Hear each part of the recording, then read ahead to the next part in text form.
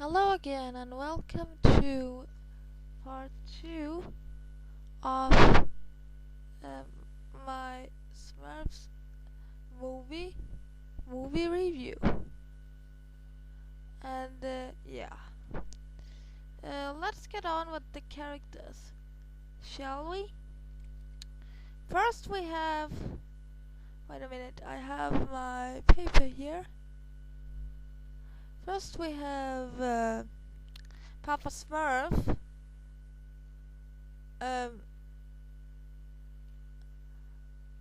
voiced by hold on a minute. Voiced by voiced by Jonathan Winters. He also provided the voice of Papa Smurf in the 1980s series. And then we have Fred Armisen as Brainy Smurf. It was originally going to be Quentin Tarantino, which I'm glad they didn't stick with. I mean, can you imagine one of Quentin Tarantino's old movie lines coming out of a Smurf? It just doesn't sound right at all. And then we have it was Fred Armisen that voiced Brainy Smurf. Then we have Anton Yelchin as Clumsy Smurf, and I swear to God, he sounds like a 14-year-old boy, which he's not. So it's very amazing what he does with his voice. And then we have George Lopez as Grouchy Smurf. Yes, George Lopez, the guy that seems to do voiceovers in every cartoon you see. Okay, enough with the voiceovers, George Lopez. We know you can do it. Try something else. And then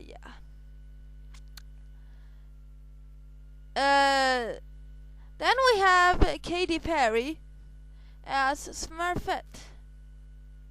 Yes, Katy Perry, the same Katy Perry that sings and releases albums, is now voicing a character that everyone loved as a child.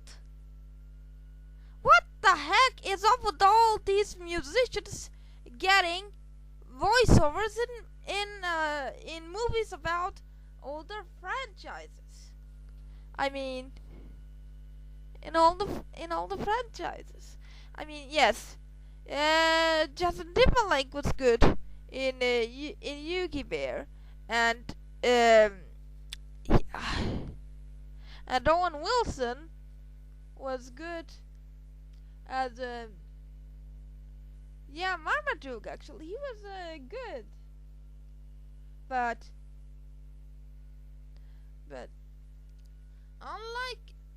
unlike Justin Timberlake, Katy Perry is not very good at acting. In fact, I don't even think she's trying to act. And even if she's trying to act, it's not coming out very good.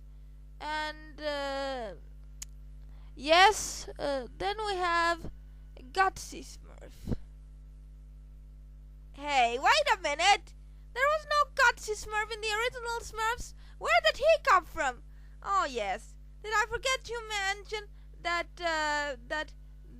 that Roger Cosnell was allowed to come up with 3 more Smurfs? Yes, 3 more Smurfs. Ah, come on, Roger Cosnell. You have 99 Smurfs to give the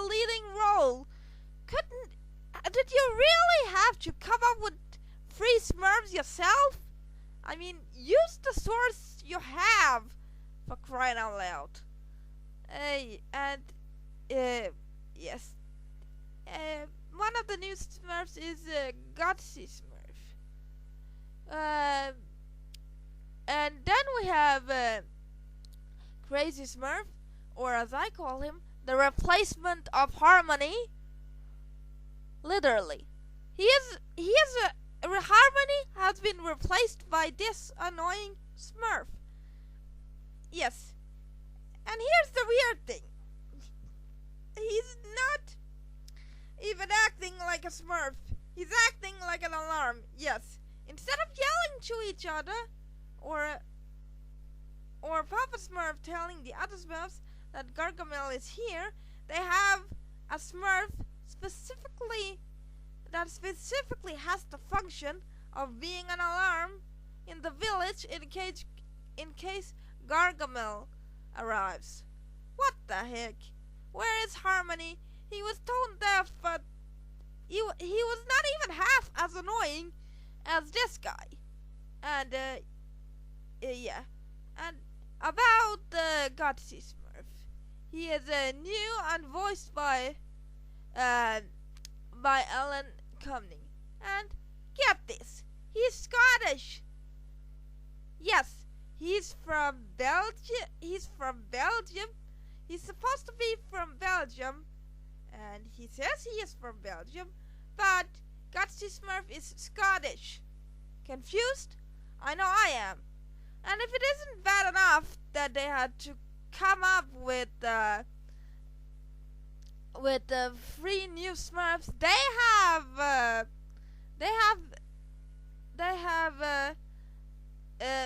made the Smurfs act the opposite of what they used to. Let me explain it this way.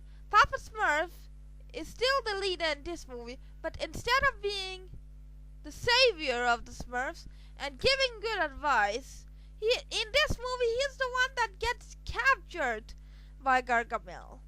And when the Smurfs come to save him, he just says to them, run away, don't think about me and all of that. And then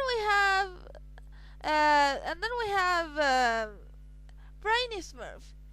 Yes, I know Brainy Smurf is the intelligent one, the one that not many of the Smurfs want to listen to and all.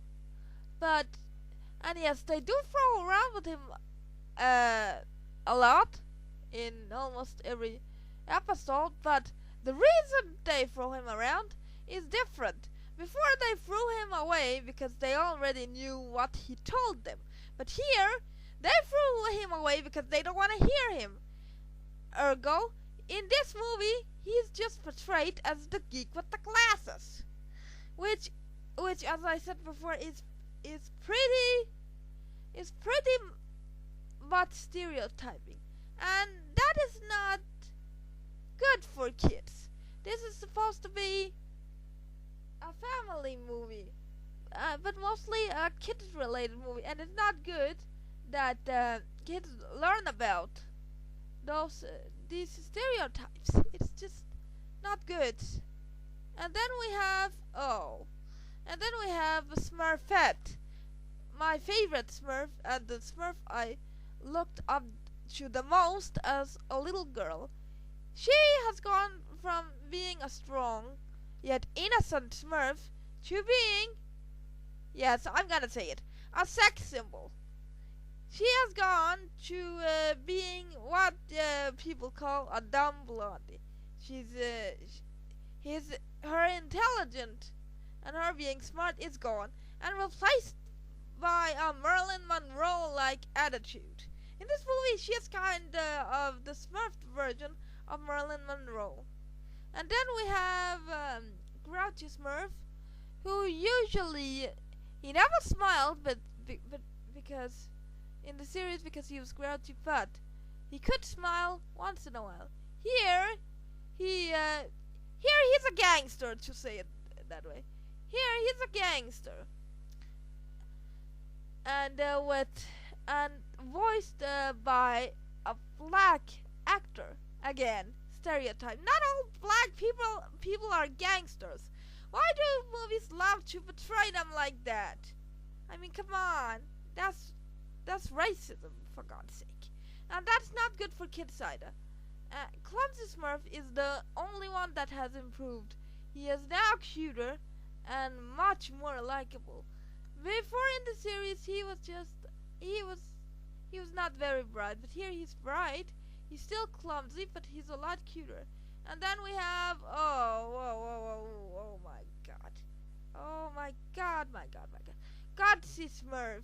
Yes, Godsey Smurf, the stereotype of a Scottish person. And again, this stereotype isn't good for kids either. Because if kids believe in this movie, they will go to Scotland and eventually find out that not all Scottish people are dressed like that. So yeah.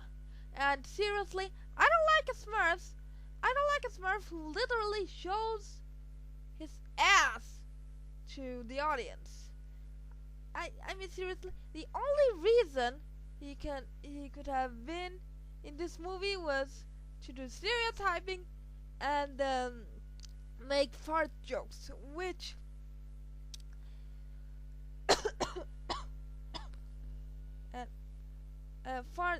not fart jokes, sexual jokes, yes, which is not appropriate for children. And I know the Smurf series were both for children and adults, but the series had good balance. This one has not. I'm afraid this one has not a good balance. Yeah. And let me just that's just about the character and the fact that they are opposite of what they used to be in this movie. They really are opposite in what they used to be in this movie. And then we have the plot. Yes, the plot. How can I explain this plot very shortly? The Smurfs end up in New York. Gee, where have I seen that before? Oh yeah!